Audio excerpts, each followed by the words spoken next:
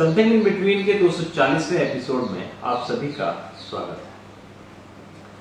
कूटनीति में कुछ भी संभव है, वह भी तब जब दो देशों के आपस का मामला हो। तालिबान मामले में कुछ ऐसा ही हुआ। जिस तालिबान को भारत ने आधिकारिक तौर पर आतंकी संगठन कहा, जिस तालिबान के खिलाफ प्रधानमंत्री मोदी ने सार्वजनिक तौर पर तीखी टिप्पणी की, भारत उसी तालिबान को मान्यता देने की राह पर आगे बढ़ गया है।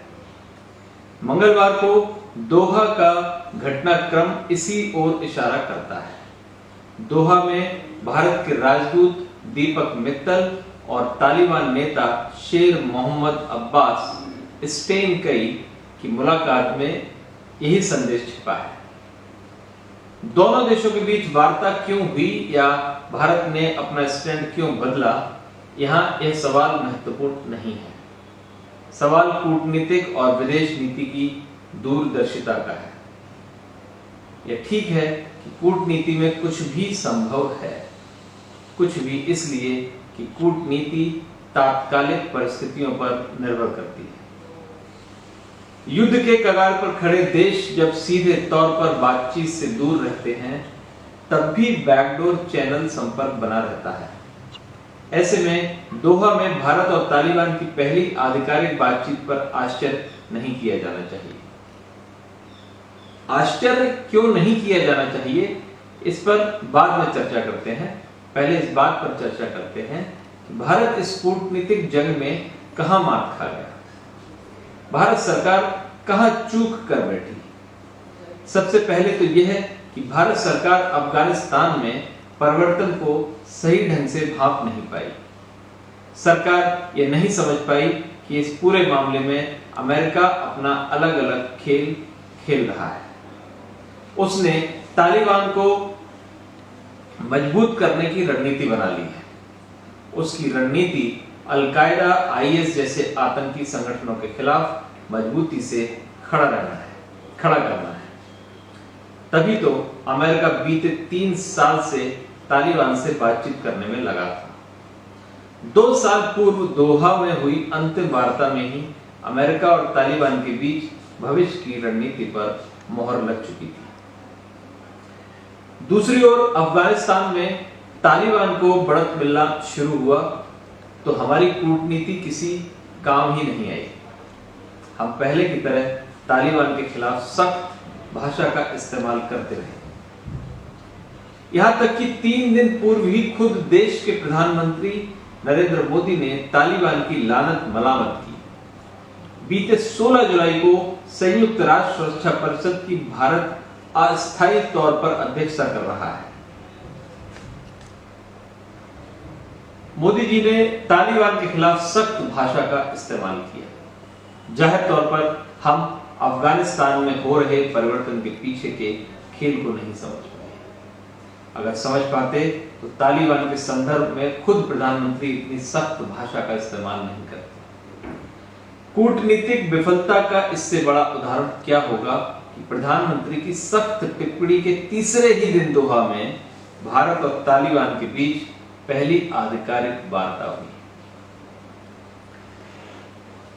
अब अगर इस बिना पर विपक्ष सरकार पर सवाल उठा रहा है तो इसमें उसे दोष नहीं दिया जा सकता। आखिर सरकार को इन सवालों का जवाब तो देना ही होगा कि महज 3 दिन पूर्व जो तालिबान आतंकवादी था, उसी तालिबान से एकाएक बातचीत क्यों शुरू की गई? क्या भारत ने तालिबान को आतंकी संगठन मानना बंद कर दिया है? जाहिर तौर पर सरकार की कूटनीतिक चूक पर देश में राजनीति होगी ही। विपक्ष इस अवसर को अपने हाथ से नहीं जाने देगा। वह इसलिए कि विपक्ष क्यों ऐसे अहम मौके को अपने हाथ यूं ही जाने दे। हालांकि सच्चाई यह है कि भारत के पास तालिबान से बातचीत करने के अलावा कोई विकल्प नहीं था। विकल्प न होने के कई कारण हैं। पहला कारण तो यह है कि भारत के 2 विरोधी देश चीन और पाकिस्तान तालिबान को शीशे में उतारने में लगे हैं। इसमें पाकिस्तान की घोषित इच्छा तालिबान के आतंकी लड़ाकों का इस्तेमाल भारत के खिलाफ करने की है। भारत इस स्थिति में तभी संतुलन बना सकता था जब अमेरिका, ब्रिटेन, फ्रांस जैसे देश तालिबान पर अपने पुराने रुख पर कायम रहते। मगर इन देशों के रुख में भी तालिबान के प्रति नरमी आई है। इन देशों ने परोक्ष रूप से संदेश दे दिया कि वह अब तालिबान का इस्तेमाल अपने हक में करने की रणनीति पर आगे बढ़ चुका है। इसके अलावा रूस, ईरान जैसे कई देशों ने भी तालिबान को साधने की रणनीति अपना ली है।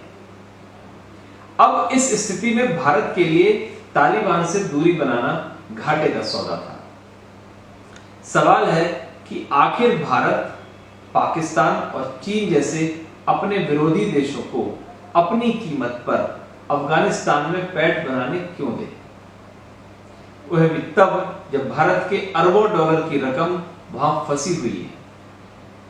इसके अलावा अफगानिस्तान सामरिक दृष्टि से भी भारत के लिए बेहद महत्वपूर्ण है, आतंकवाद की दृष्टि से बेहद महत्वपूर्ण है। ऐसे में भारत जाहिर तौर पर अफगानिस्तान में अपनी भूमिका को शून्य करना नहीं चाहेगा। यही कारण है कि पहले ही आधिकारिक बातचीत में भारत ने तालिबान को अपनी चिंताओं से अवगत कराया। खास तौर पर तालिबान से यह कहा कि वह अपनी जमीन का उपयोग भारत विरोधी गतिविधियों के लिए नहीं होने दे। बहरहाल अब आगे क्या होगा और भारत के यू टर्न का हासिल क्या होगा, यह जानने के लिए हमें थोड़ा इंतजार करना होगा। तालिबान का भारत के संदर्भ में रुख क्या होगा, इसकी झलक वहां सरकार के गठन के बाद दिखनी शुरू होगी। सरकार के गठन के बाद ही तालिबान कश्मीर मुद्दे पर अपना रुख स्पष्ट करेगा। सरकार के गठन के बाद ही यह पता चलेगा कि तालिबान से किसके रिश्ते बने और किसके रिश्ते बन और बिगड़ रहे, और यह भी कि तालिबान परोक्ष रूप से अमेरिका के साथ रहता है या चीन, रूस और पाकिस्तान के इशारे पर आगे बढ़ता है। हाँ, ये सच है कि भारत ने भावी तालिबान सरकार को मान्यता देने की ओर कदम बढ़ा दी है। नमस्कार।